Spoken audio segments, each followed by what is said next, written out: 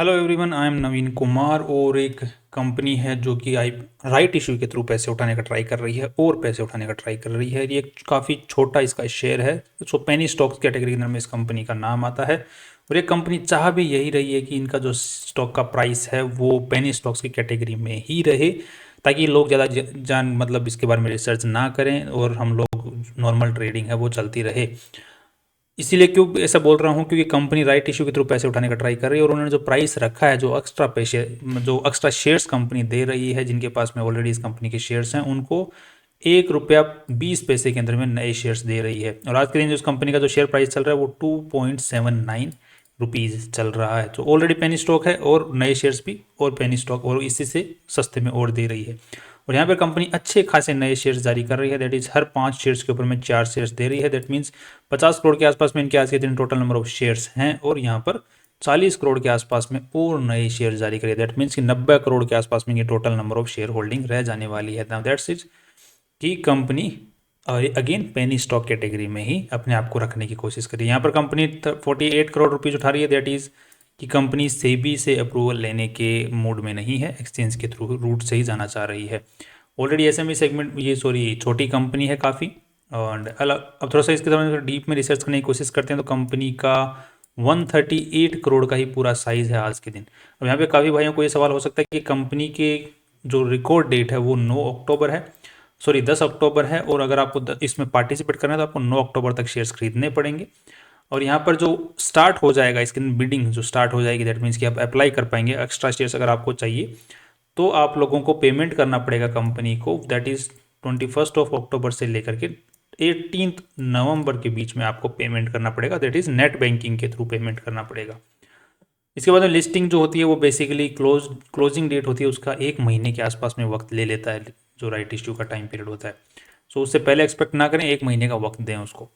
इसी के बाद में अगर आपके पास में एक्स्ट्रा जो आपको शेयर्स जो एक्स्ट्रा मिलने वाले हैं हर 5 शेयर के ऊपर में एक्स्ट्रा, तो वो यहाँ पर रेन्यूशिएशन डेट जारी होगी, उससे पहले पहले आपको बेचना होगा।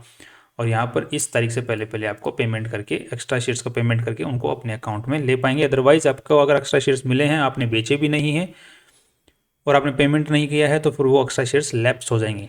और इस पीरियड में अगर आप लोग 21 से लेकर के जो रेन्यूशिएशन का जो डेट आने वाला है, इस पीरियड के बीच में अगर आप इस एक्स्ट्रा शेयर्स को खरीद लेते हैं, मान के चलिए नॉर्मल शेयर्स जो है उसका भाव तो चल रहा है 2.79 और एक्स्ट्रा शेयर्स का भाव चल रहा है मान के चलो कितना भी चल रहा है, वन रुपीज़ चल रहा है या फिर 80 पैसे चल रहा है, इस टाइप से कुछ भी चल रहा होता।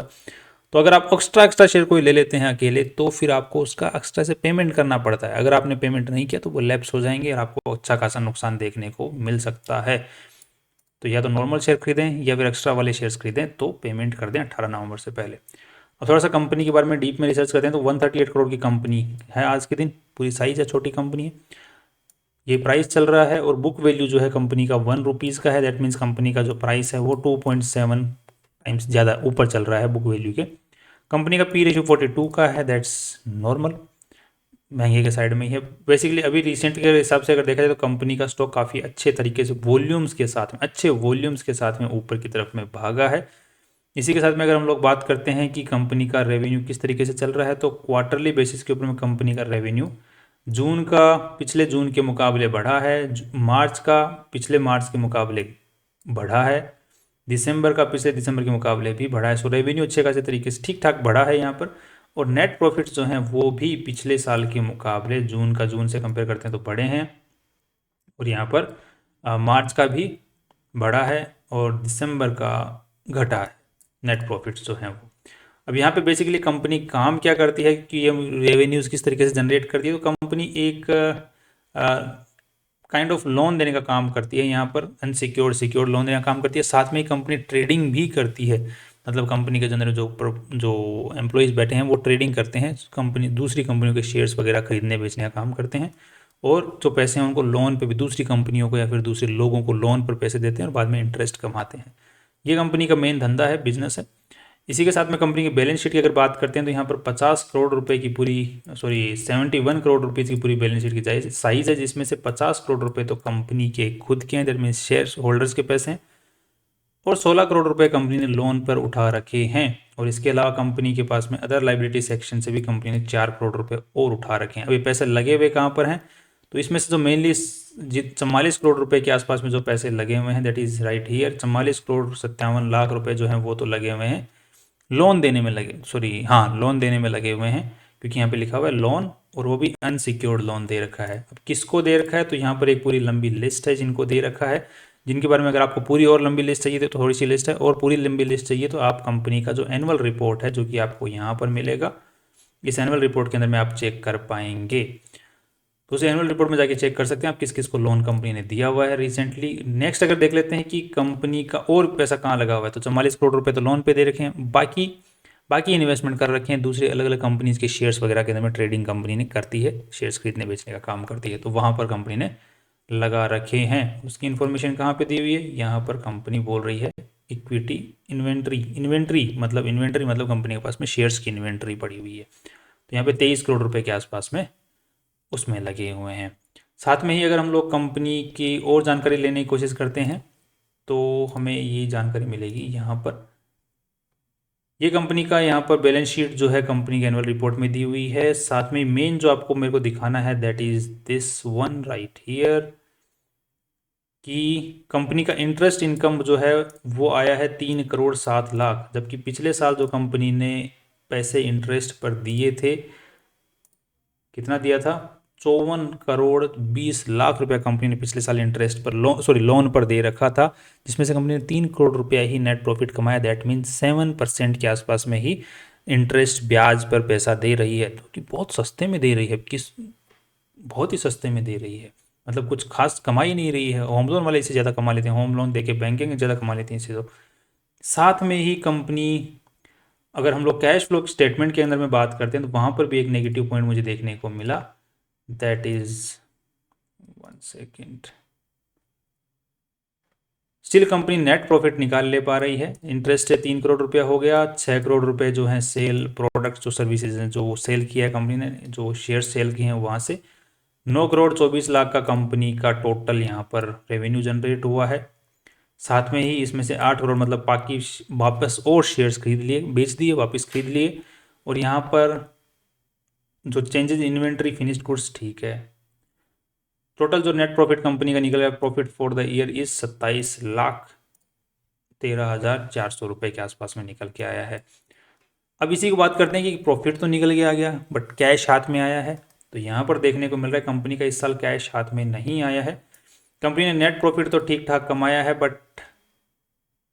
यहाँ पर कंपनी ने एडजस्टमेंट फॉर डेप्रिसिएशन ठीक है, बट 76 लाख रुपीज़ का कंपनी ने रिटर्न ऑफ, दैट मीन्स कि कंपनी का यहाँ पर काफ़ी अच्छा खासा नुकसान हुआ है, या फिर जैसे लोन पर पैसा दिया है उसका कंपनी को अब कोई भरोसा नहीं कि वो लोन वाला पैसा वापस आएगा, तो कंपनी ने यहाँ पे राइट ऑफ कर दिया उस पैसे को 76 लाख रुपीज़ को। तो अगर एक्चुअली देखा जाए तो कंपनी का नुकसान हुआ है यहाँ पर, इस साल प्रॉफिट नहीं हुआ है, नुकसान हुआ है, कैश में पैसा गया है। तो 19,70,000 रुपये के आसपास में कंपनी का नुकसान हुआ है। इसी के साथ में कंपनी ने एक्स्ट्रा शेयर्स खरीदे हैं, जो कि 11 करोड़ रुपए के एक्स्ट्रा शेयर्स खरीदे हैं कंपनी ने, दूसरी कंपनियों के अंदर इन्वेस्टमेंट किया है, जिसकी वजह से कंपनी का जो कैश फ्लो है इस साल जो है काफ़ी नेगेटिव में रहा है, 11 करोड़ 57 लाख रुपए नेगेटिव में रहा है। शेयर्स खरीद लिए वो कोई दिक्कत नहीं है, चलो कल को फ्यूचर के अंदर में शेयर्स में वापस डाइवेस्टमेंट करेंगे तो वापस से पैसे मिल जाएंगे, बट कंपनी का 76 लाख रुपीज़ का इस साल रिटर्न ऑफ भी किया है, राइट ऑफ किया है, लोन दिया है उसको। एक तो इंटरेस्ट बहुत कम कमा रही है, ऊपर से राइट ऑफ भी कर रही है। इसी के साथ में और चीज़ों की अगर बात करते हैं तो ऑपरेटिंग कैश फ्लो की तो ठीक है लगी पड़ी है।